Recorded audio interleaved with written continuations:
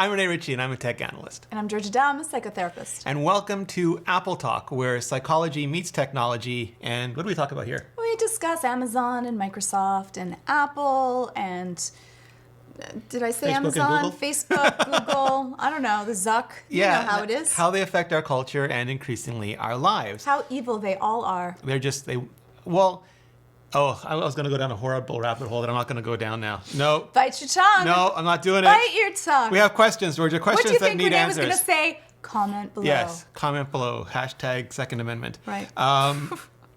So this is from Ronald White, and this is if you ever want your comments, your questions read, just leave them in the comments to the YouTube video or tweet us. Any of those things work. This is from Ronald White, and I'm asking you this, Georgia, because I feel this way too. I don't know what the question is, so now I'm nervous. I really enjoyed the first part of the last show, but the last part has given me a little anxiety. And I was wondering, like, when we consume media, if it is about a serious issue, like we were talking about the Ring doorbells and whether they're spying on us or that they are spying on us, how do you consume media and deal with the anxiety, the ensuing anxiety? So you need to know so the stuff that we consume inside of our head is just as important as the stuff that we eat. In some cases, it's actually more important. And so it is, besides this podcast, even this podcast, it's totally okay to skip a segment and go to the next area if you feel depending on how you feel about it. I will avoid certain topics on subjects. I won't watch certain movies. Someone's like, oh, this movie is so very sad. And I'm like, I'm just never going to watch that movie because it's not good for my brain. And once you put something in your brain, you can't take it out very easily. If it's something, especially if it's kind of traumatic or it causes you anxiety, a lot of the times you have to know that the world does not change in fast, ebbs and waves. It's kind of like a slow lull. But you should still be aware of things. But if that awareness causes you massive amounts of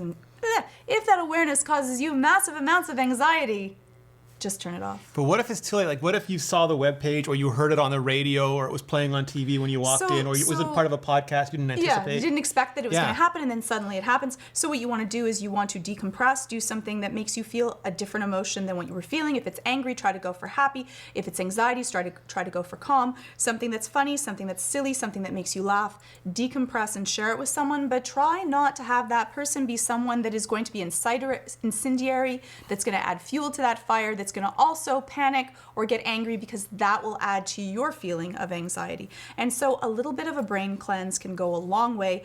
Exercise, go outside, talk to someone that makes you laugh. So what I do is I find someone who's even more triggered than me, and then I tell them, and then they go and make Pluto not a planet anymore or something, and then I feel fine. It's funny because I do feel that way about watching like really scary movies. As long as I'm watching it with someone that's more frightened than I am, I'm feeling okay. Oh no.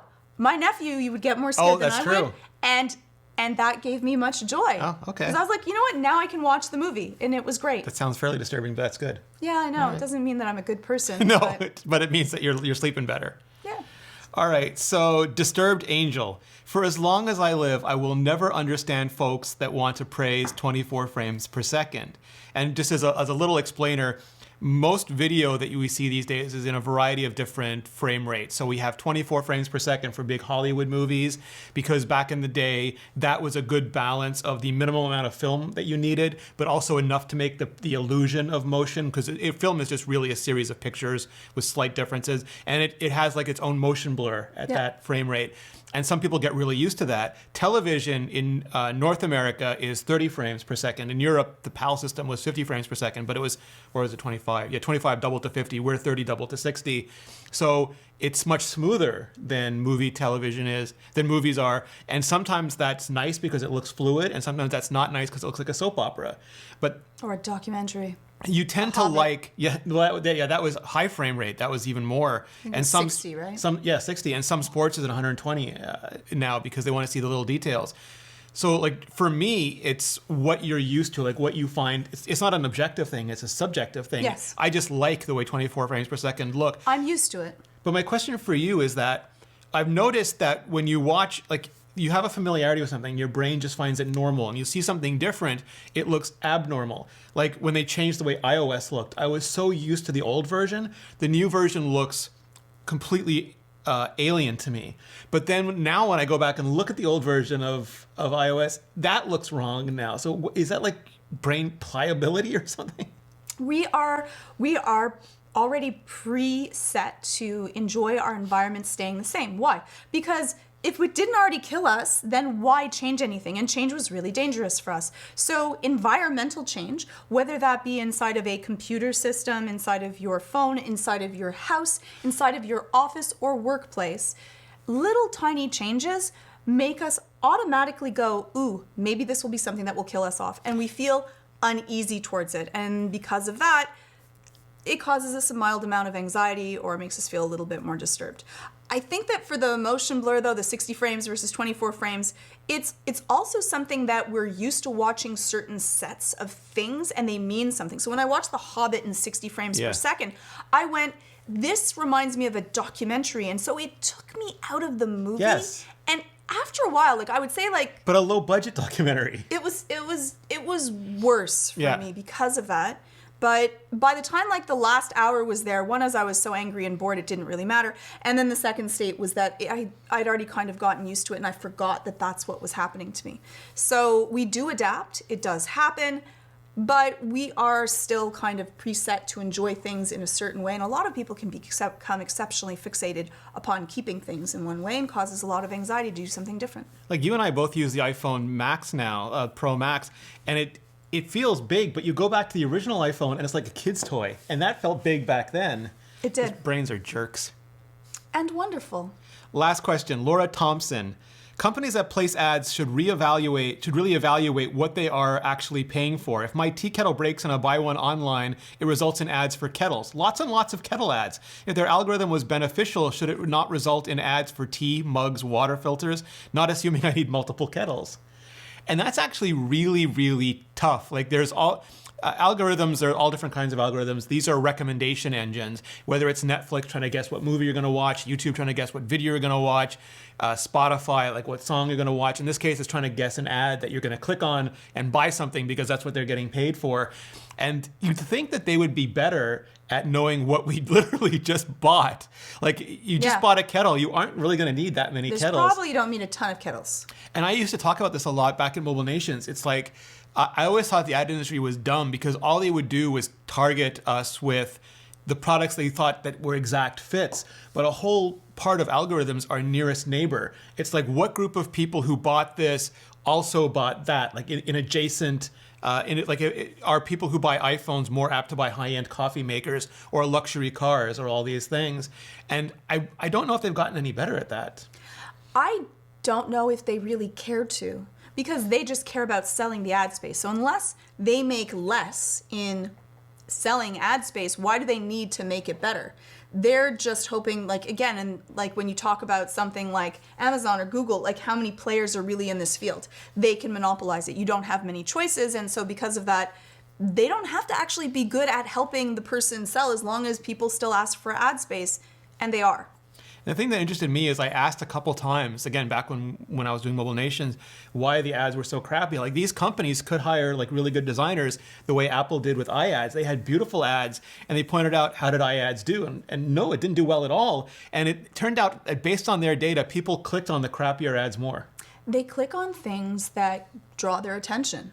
So really annoying can work also. Like, every once in a while, and I feel bad, but like I'll be like, ooh, that's actually really interesting. And then I click on it. And so I'm part of the problem. But is there, like, because I've heard some prominent vlogger YouTubers say that the higher their production value, the less engagement they get from their audience. When they can make it look like you could be there shooting that video with your phone with them, they get a much higher audience affinity. Where if it looks like a movie, then it starts to feel fake to their audience. Like it feels like a production and not a reality show. It really has to have a hook that kind of grabs you and pays attention. It's the first thing that's most important for an ad, because a lot of stuff that just kind of disappears in the background, we don't care about. And the next part is, does it carry our interest? And then the last part would be, do we actually want to find out more about it? But is there an authenticity component to that? Like, does it have to feel? I have not heard any studies that say that authentic versus inauthentic actually makes a difference for the end result if someone is going to click upon or is not going to click upon it. I know that some things that are obnoxious, like it's almost like you don't want to be neutral. You want to be either really polished and fabulous, and it's your favorite actor or someone that you want to watch. You want to listen to a response. Yeah, or something that's so horrible like Punch the Monkey, where you're so angry that you want to do that because you're just, already kind of there. But in between, where you are neutral, you're not eliciting anything from someone, is bad. The only thing that that websites don't want is something that makes you close the website. So a loud streaming ad, which does not happening on the internet, but still happens on TV because they have a monopoly and they can force us with loud commercials. I have a mute button now on the Apple TV remote. Very, very nice. But it should auto-mute commercials. That should be just something that, anyways. But they don't have that because that will make us close the entire page. Yeah. And then no one's watching.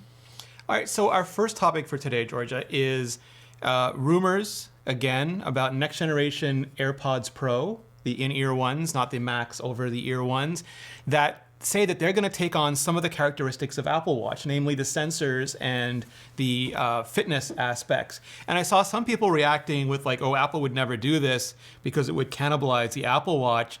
And my whole thing is that's Apple's whole point. Like the iPhone now does things that the Mac used to do. The Apple Watch now does things the iPhone used to do. This is going to be the future of AR and VR technology. I can see Apple making these do everything they can possibly do. Of course, more people will buy them.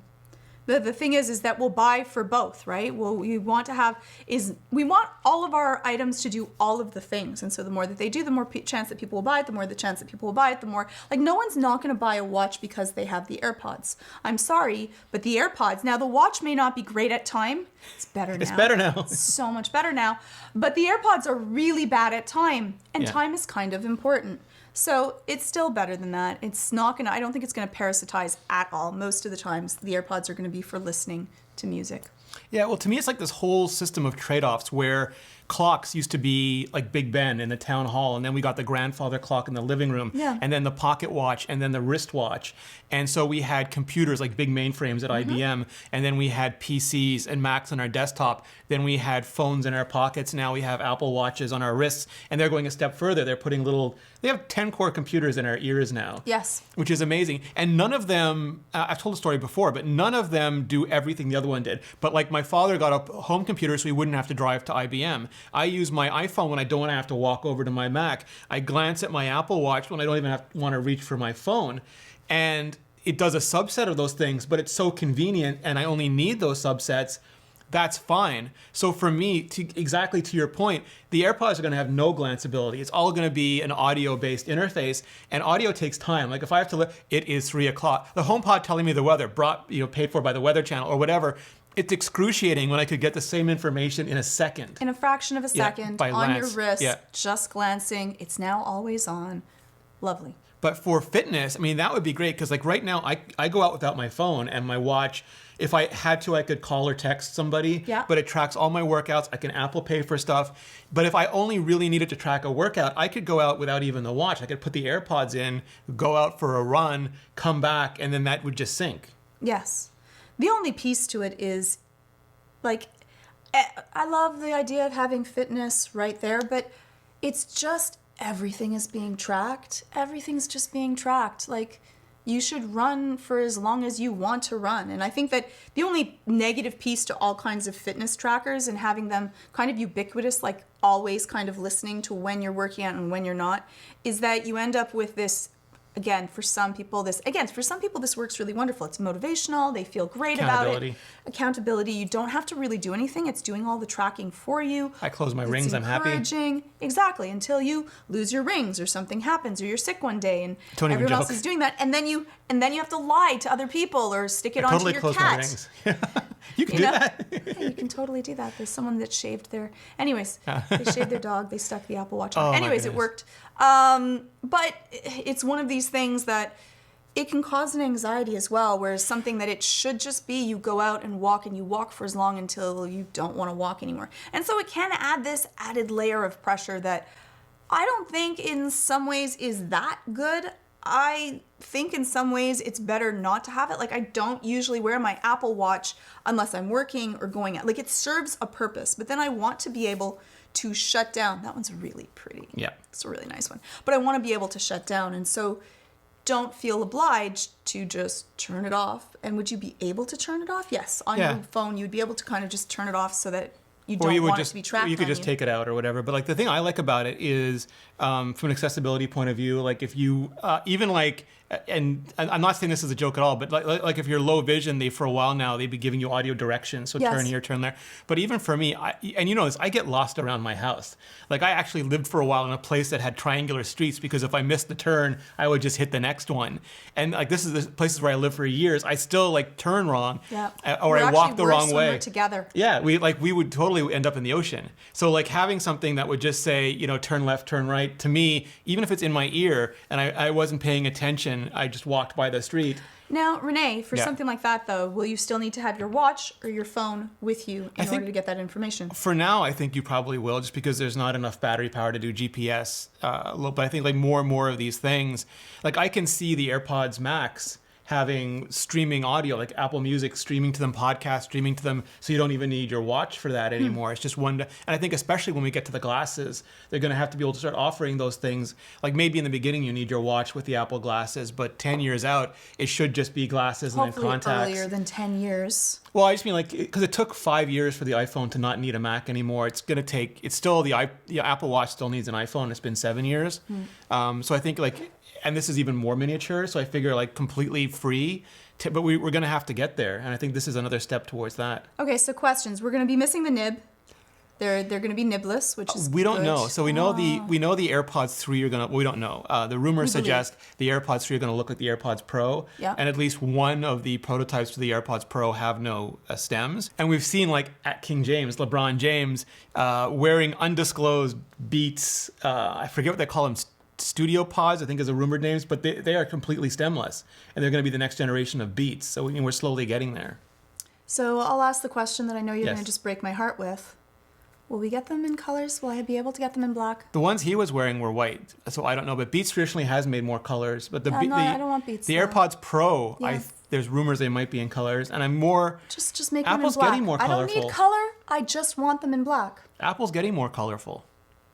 The psychologist, though, is fascinating to me because there's a group of people ardently believe that Apple will never cannibalize stuff, even though Apple's whole history has been cannibalizing things. Done that. And then now there's a whole group of people who are like, oh, the reason we have colors is because Johnny Ive is gone. And then Wired puts out a story going, yeah, Johnny Ive worked on the new iMac. And I'm just like, why? Like without information, people make up all these conspiracy theories, even in tech industry. We like that, though. We want to create a reason for things. It makes us feel like there's an order. Yes, yes. It's, I don't know, like we latch onto these things rather than, it's like the opposite of Occam's razor. The dumbest explanation is the one people believe, not necessarily the right one. I don't know if that's the truth. I think that it creates the most press, and people like press, and if it's negative press against Apple, they get a lot of hits, and so because of that, they continue to feed upon it. Yeah. No, I think that's fair. You know what else is being fed upon? What else is being fed upon? Anything Amazon wants. So, Georgia, what is Amazon doing with medicine? So, like, they don't have enough information already. No. They now want to move into creating actually brick and mortar pharmacies. And you would say, oh, how lovely, we need more of this. Yep. But no, it is just so they can parasitize your medical data, because what don't they have your information on? Now they're going to have your medical data. Mm-hmm. Now, they're not the first company to do this. Microsoft and Google have already been kind of in the medical field, where they will create an app or an application where then they say to whatever hospitals and healthcare areas, and they can say, you know what, if you want, you can use this, and we're just going to take this data to be able to better figure out patterns to make people safer. And even at my building, they use a server system to be able to track clients' information. Your medical building. My medical building. Yeah. And they say to me, oh, this would work so much better on Google Chrome. And I'm like, well, maybe it will, but I'm not going to use it. I'll never know. Yeah. Still don't know. No. But that's what they want to get into. So now Amazon is trying to get into doing pharmacies. There was a data scientist on Twitter who put out a thread. I retweeted it. I'll see if I can find it for you. Who's like, I visited my mom at her house, and when I got home, I got an ad for the type of toothpaste she uses. And this is the kind of thing that makes people believe that they're listening to them on their microphones Definitely are. or spying on their cameras. But it's not that, because that is a massive energy drain. Like that would just drain your. But Still believe it. the thing is, they don't spread conspiracies. Sorry. People are going to believe you. I'm sorry. They don't need to, because their information about us is so. And he went through. You're already I putting believe it it was a in. he, might have been a she, but they went through all the data sources that they have access to and all the brokerage deals and like with credit card companies that they go through, and just how complete a picture they have of us. Yeah. And then you start factoring medicine into this. And the reason that this is particularly scary is there have already been some cases of people using fitness monitors or trackers and inputting something and then having their insurance canceled. Yep. Even though they didn't disclose to the insurance company and were under no obligation to disclose things to the insurance company, the mere fact that they were using, that this data was being collected, was causing their rates to go up or their insurance to be canceled, which is something that the law is not at all providing protection for yet. Right. And this is one of those HIPAA areas, gray areas where, who has access to your information? Where is it going to go? What happens if it gets out? And for a lot of people, especially if you're in the States where medicine is vastly expensive, a lot of people will choose not to take an ambulance or not to go in to get something checked out because they may not be covered for it. It's really tempting to be able to say, you know what, this is going to be cheaper through Amazon. And so I want to do it even if I'm going to be giving up my privacy. Though this can be used against you, 5-10 years later. A lot of insurance policies already say that if you already have whatever disclosed injury or your preconceived... Fitbit recorded an irregular heartbeat back in 2007. Yeah, and now you're not covered for this heart attack that you just had. And that's really scary also. The other thing is not anywhere nearly as scary, but I guess it depends on your frame of view, is that Amazon bought MGM. Metro-Goldwyn-Mayer, I think is the name, the Roaring Lion, which for many people is synonymous with James Bond. And they also, I believe, have the Hobbit franchise, which you mentioned previously. Oh, take and that. The Rocky and Creed franchises. So not like the biggest of blockbusters, but steady, and maybe not the most recent of blockbusters. It's just all of these large companies kind of becoming bigger and bigger conglomerate companies. Yes. I find very unpleasant. Well, Nilay Patel had Nilay, I'm going to pronounce his name wrong and then he's going to end me, had a really interesting tweet about this. That means he'd have to watch. Yeah, that's true. No, he's watching. Hey, Nilay. Dieter can tell him. The thing that I thought was so interesting about his tweet is he was talking about a lot of the shortages that we've been having, like the chip shortage and the shortage in other areas. And it almost always comes back to there being only one manufacturer left for these things. Like there's been so much merger and acquisition and failure, and we've allowed so many uncontested single entity, like it depends on your definition of monopoly. They're not always abusive, but they're sometimes just limited in terms of who's providing the service, that we now have these single, this is going to be funny for people, but the company that makes the cheese curds in Montreal had a fire once, and the other cheese places had to voluntarily let them use some space. We didn't have a national poutine crisis in Quebec because there was only one place that made the proper poutine. Cheese curd. Yeah, cheese curds. But that happens, people can't get enough chips for their cars, and people can't get this long list of other stuff that is essential. It's sometimes essential for life, other times just for normal society. It's funny because we talk about how important competition is, but eventually as companies get larger, they do eat up other companies so that then we end up with no competition. The fact that there is competition ends up making you bid against each other, which makes you then want to kind of absorb other companies that could be huge rivals, and then we end up with no competition Facebook, all over Instagram, again. WhatsApp. And we start all over. Yeah, and the U.S. government has done the opposite of really police this, because they're making all this sound about big tech now, but they've allowed a lot of these mergers over time. Yeah. And now AT&T and Discovery are co-parenting Warner Brothers in some weird relationship, but they allowed Comcast to buy Universal NBC. And a lot of these, where they swore up and down it would create jobs and opportunities, have been disasters. And everybody knew it. Rene? Do you mean they lied? No, I mean they're on the take. Is that okay? Can I say that without being sued? I'm not saying who's on the take. I'm just saying as long as that, you don't say who. Yeah. Everyone knows who. Yeah, no, the people who did not lose money looking in your direction, the people who lost money sometimes You might not be. Yeah, exactly. You just missed the area for it. Which is why I always just, when I look at the antitrust investigations in the EU and stuff like that, I've mentioned this many times before, the EU went hard on Microsoft for Internet Explorer, and the result is we now only have basically WebKit and Chromium, which are forked from the same thing as our web rendering engines. Right. They decided to increase competition by destroying all competition, and that keeps happening over and over again. Right.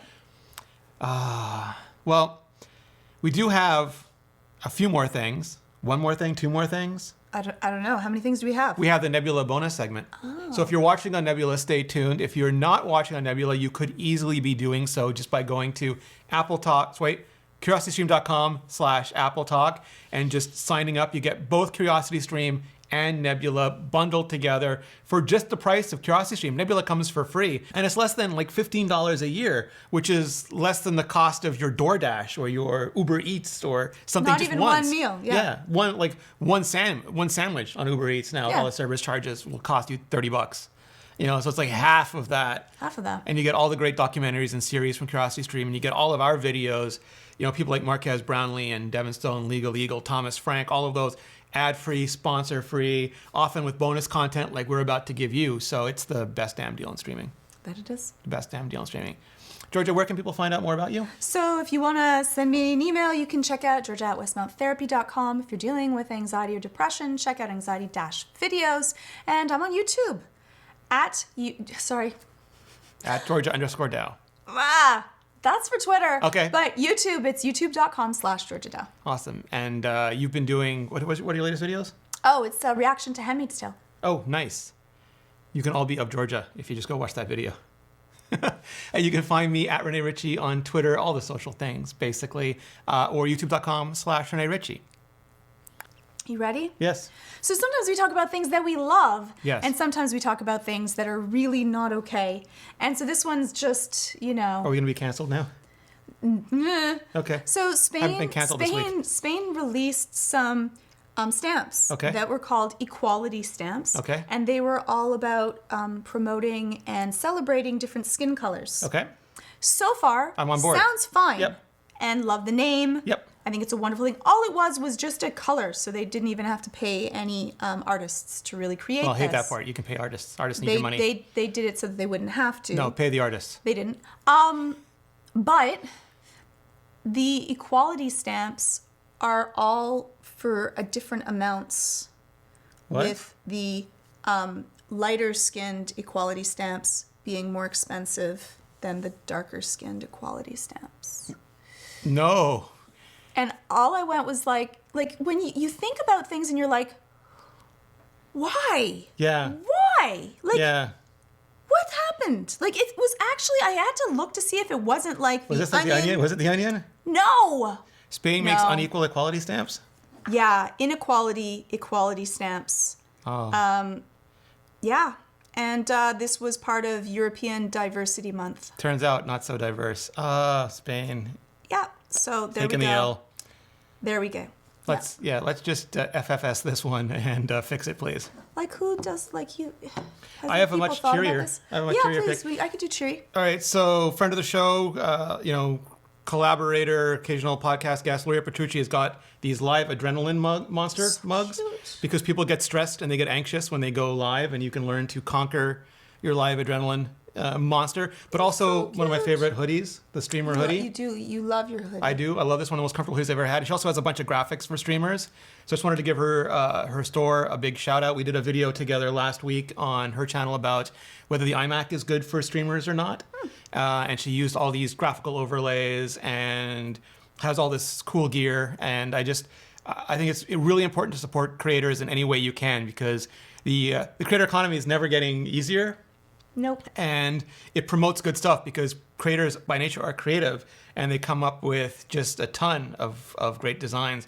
And if you look at my videos closely, you'll often see me wearing a Marquez shirt or a Greg's You are Gadgets really shirt. the nicest person for supporting, promoting, giving space to everyone else. I have to say a Travis shirt because they're rivals, and if I say a Greg shirt, not a Travis shirt, I'll get canceled. Oh, okay. Well, let's not have that happen. So both their shirts. And we have I have the Justine mug, but I'm not using it this week. Yeah, so just, support your favorite creators. There's lots of wonderful merch out there, lots of wonderful stores. And if you need something, see if someone that you like is making it. That's all.